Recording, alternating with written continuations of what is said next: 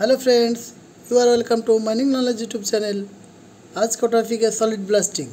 चलिए शुरू करते हैं। सॉलिड ब्लास्टिंग के बारे में कुछ जानकारी ले लेते हैं। सॉलिड ब्लास्टिंग क्या है? Solid blasting in underground coal mines involves use of permitted P5 type explosive cartridges charged and initiated by using permitted types delay detonators। Underground mines में जो हम लोग डेवलपमेंट करते हैं, डेवलपमेंट का time permitted P5 type explosive use करके और permitted types का डिले डिटोनेटर यूज करके जो ब्लास्टिंग करता है, इसको सॉलिड ब्लास्टिंग कहता है। सॉलिड फेस को ब्लास्टिंग किया जाता है, इसीलिए इसको सॉलिड ब्लास्टिंग कहा जाता है। ये परमिटेड P5 एक्सप्लोसिव और परमिटेड टाइप का डिले डिटोनेटर्स लगा के इसको ब्लास्टिंग किया जाता है। In development gallery coal can be blasted by providing free face giving under cut middle cut over cut by CCM। ये पहले चलता था कि फ्री फेस प्रोवाइड करने के लिए अभी जो permitted type delay detonators use करता है, ये काम पहले कटिंग देकर अंडर कट ओवर कट और मिडिल कट से कोल कटिंग मशीन द्वारा कटिंग देके इसको ब्लास्टिंग किया जाता था। अभी डिटोनेटर से ही फ्री फेस मिल जाता है, तो इसीलिए इसका ज़रूरत नहीं है। फ्री फेस प्रोवाइड आपको डिले डिटोनेटर से हो जाता है, तो ये एडवांटेजेस है सॉलिड ब्लास्टिंग का। कंडीशंस, सॉलिड ब्लास्टिंग करने के लिए क्या क्या कंडीशंस का ज़रूरत पड़ता है? रिक्वायर्ड DGMS परमिशंस, DGMS का परमिशंस का ज़रूरत पड़ता है।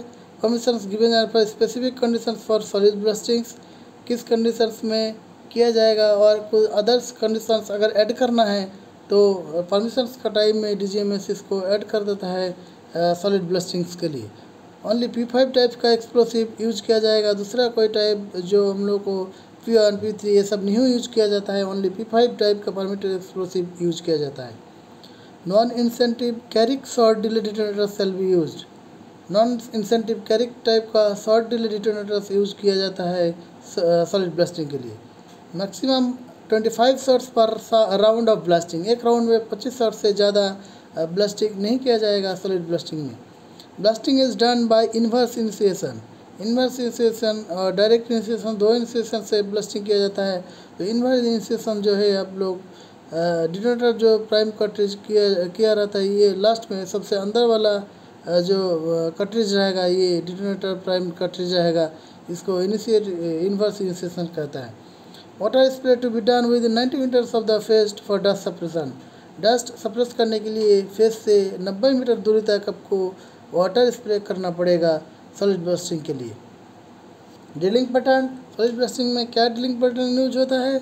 ड्रिलिंग पैटर्न्स और बोर्डन पिलर वर्किंग में ड्रिलिंग पैटर्न सॉलिड ब्लास्टिंग के लिए मैनेजर तैयार करता है। किस टाइप का ड्रिलिंग यूज होगा, एक फेस में कितना होल लगेगा और किस टाइप का पैटर्न रहेगा, ये मैनेजर डिसाइड करता है। तो ज़्यादातर केसेस में सॉलिड ब्लास्टिंग के लिए वेज कट और फैन कट, ये दोनों टाइप का ड्रिलिंग पैटर्न यूज होता है सॉलिड ब्लास्टिंग के लिए। तो कोई भी कोलियरी का मैनेजर ये तैयार करता है किस टाइप का ड्रिलिंग पैटर्न, कितना होल ज़रूरत है, किस पैटर्न में ड्रिलिंग किया जाएगा सॉलिड ब्लास्टिंग के लिए, मैनेजर प्रिपेयर करता है, तैयार करता है। डिले पीरियड और delay intervals, while using non-incentive delay detonators, maximum delay period between first and last shot in degree 1 and degree 2 gaseous coal seam will not exceed 150 millisecond. Degree 1 और degree 2 गैसी SIM के लिए first और last shot जो है, उसका बीच का जो delay time ये 150 मिलीसेकेंड से ज़्यादा नहीं होगा।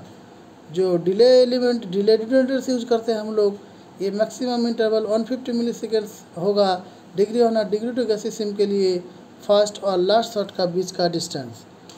अगर ये डिग्री 3 गैसी माइंस हो, तो डिग्री 3 गैसी माइंस के लिए ये जो फर्स्ट और लास्ट शॉट का इंटरवल है, ये 100 मिलीसेकेंड से ज़्यादा नहीं होगा। यानी डिग्री 3 के लिए 100 मिलीसेकेंड और डिग्री 1 डिग्री 2 के लिए ये 150 मिलीसेकेंड इंटरवल रहता है फर्स्ट और लास्ट शॉट का बीच में। The delay period between 2 consecutive shots with different delay numbers will not exceed 60 millisecond. 2 consecutive shots का बीच का जो डिले टाइम है, डिले इंटरवल से, ये 60 मिलीसेकेंड से ज़्यादा नहीं होगा, इससे कम होगा। Distance between 2 adjacent shots with different delay numbers will not come closer than 0.6 metre at the explosive charge ends. जो 2 टाइप्स का डिले डिटोनेटर यूज करते हैं, दो टाइप्स का डिले डिटोनेटर यूज होते टाइम दोनों का बीच का डिस्टेंस जो एडजेसेंट दो शॉट्स है उसका बीच का डिस्टेंस 0.6 मीटर से कम नहीं होगा, इससे ज़्यादा होगा। 0.6 से क्लोजर नहीं होना चाहिए। मैक्सिमम परमिसिबल चार्ज जो एक्सप्लोसिव यूज करता है एक पर्टिकुलर होल के लिए, एक पर्टिकुलर होल में कितना मैक्सिमम चार्ज यूज कीजिएगा उसका जो स्टैट्यूटरी जो गाइडलाइंस है वो है डिग्री वंस के लिए मैक्सिमम चार्ज यूज कर सकता है आप 1000 ग्राम पर होल में 1000 ग्राम तक यूज कर सकता है। डिग्री 2 और डिग्री 3 माइंस के लिए गैसीसियम के लिए 565 ग्राम से ज़्यादा नहीं यूज कर सकते मैक्सिमम चार्ज पर होल्स में 565 ग्राम से ज़्यादा नहीं यूज कर सकते। इसीलिए कुछ माइंस पे आप लोग देखिएगा कि जो एक्सप्लोसिव का जो पैक आता है, जो चार्जिंग आता है वो 185 ग्राम का है। 185 ग्राम को तो 3 एक्सप्लोसिव कटरेज यूज करने से आपको लगभग होता है 565 ग्राम नहीं होता है, उससे कम होता है 555 ग्राम होता है। तो ये आपका जो है गाइडलाइन से स्ट्रेटजी जो गाइडलाइन से फॉलो करता है। वेंटिलेशन कितना होना चाहिए सॉलिड ब्लास्टिंग के केसेस में? डिग्री 1 और डिग्री 2 माइंस अगर रहता है तो उसके लिए at least 284 metre per minute of air shall be provided up to 4.5 metre from face से 4.5 मीटर दूरी में डिग्री 1 और डिग्री 2 गैसी माइंस के लिए 284 मीटर पर मिनट का एयर होना चाहिए। अगर ये डिग्री 3 माइंस होता है तब 300 metre cube per minute, metre cube होगा actually, metre cube per minute होना चाहिए 4.5 मीटर फ्रॉम द फेस से 4.5 मीटर दूरी में अगर डिग्री 1 और डिग्री 2 होता है तो 284 मीटर क्यूब पर मिनट होता है। अगर ये डिग्री 3 माइनस होता है तो 300 metre per minute air provide करना पड़ेगा 4.5 मीटर दूरी फेस से 4.5 मीटर दूरी में वही पोजीशन से। Gas checkings presence of inflammable and noxious gases to be confirmed by checking up to 18 meter of radius from face as per Coleman Regulation 2017।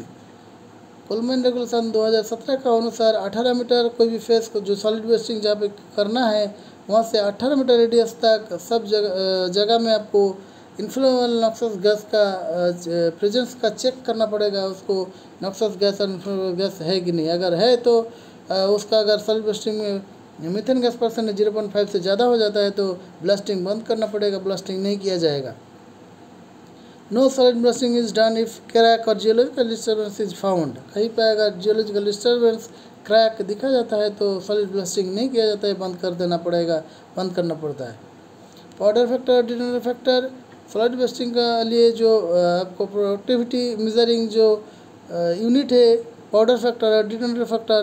Powder factor क्या है कि पर केजी ऑफ एक्सप्लोसिव कितना materials blasted होता है, ये powder factor. और part detonator में कितना टन ऑफ कोल प्रोड्यूस्ड होता है, ये है डिटोनेटर फैक्टर।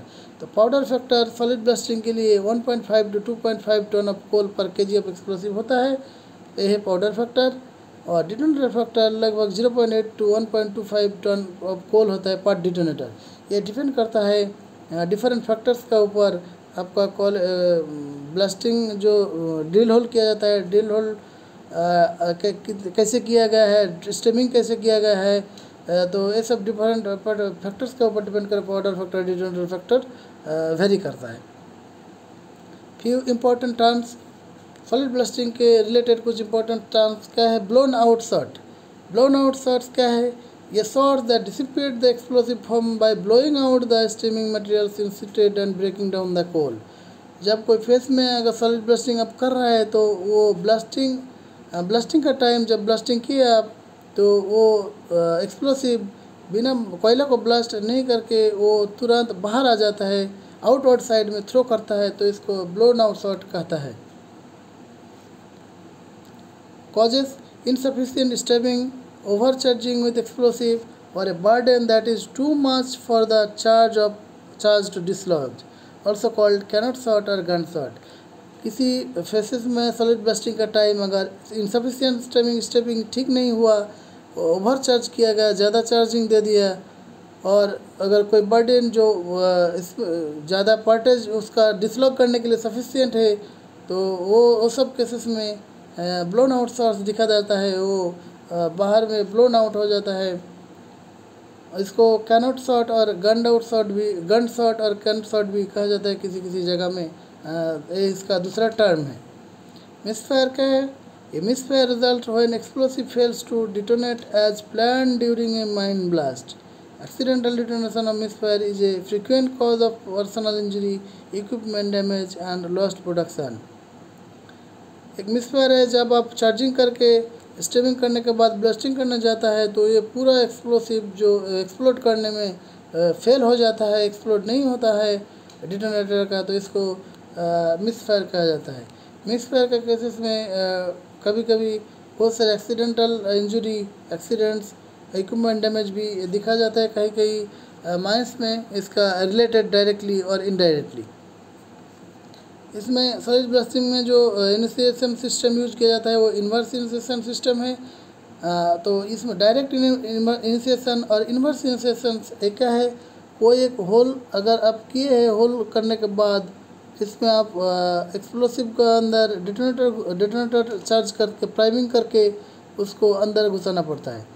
तो कोई एक होल्स में अगर आप 3 एक्सप्लोसिव घुसाते हैं, 3 प्राइम कट्रिज घुसाते हैं, तो 3 में से डिटोनेटर वाला पोर्शन, डिटोनेटर वाला एक्सप्लोसिव अगर लास्ट में रहेगा तो ये इसमें अगर डिटोनेटर वाला एक्सप्लोसिव रहेगा तो इसको आप लोग बोलते हैं इन्वर्स इनिशिएशन। ये हो गया होल। तो होल का अंदर वाला अगर एक्सप्लोसिव प्राइम डिटोनेटर प्राइम किया रहेगा तो इसको इन्वर्स इनिशिएशन कहता है।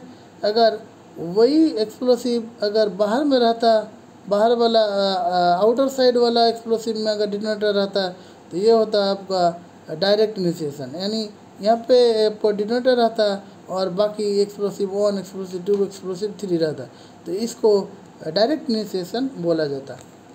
इन्वर्स इनिशिएशन ठीक उल्टा, 3 नंबर में आपको डिटोनेटर रहेगा, ये वाला डिटोनेटर नहीं रहेगा। 1, 2, 3 नंबर में डिटोनेटर रहेगा, इसको ब्लास्टिंग किया जाएगा, इसलिए इसको इन्वर्स इनिशिएशन कहता है। Thank you for watching this. Please subscribe this channel for more videos.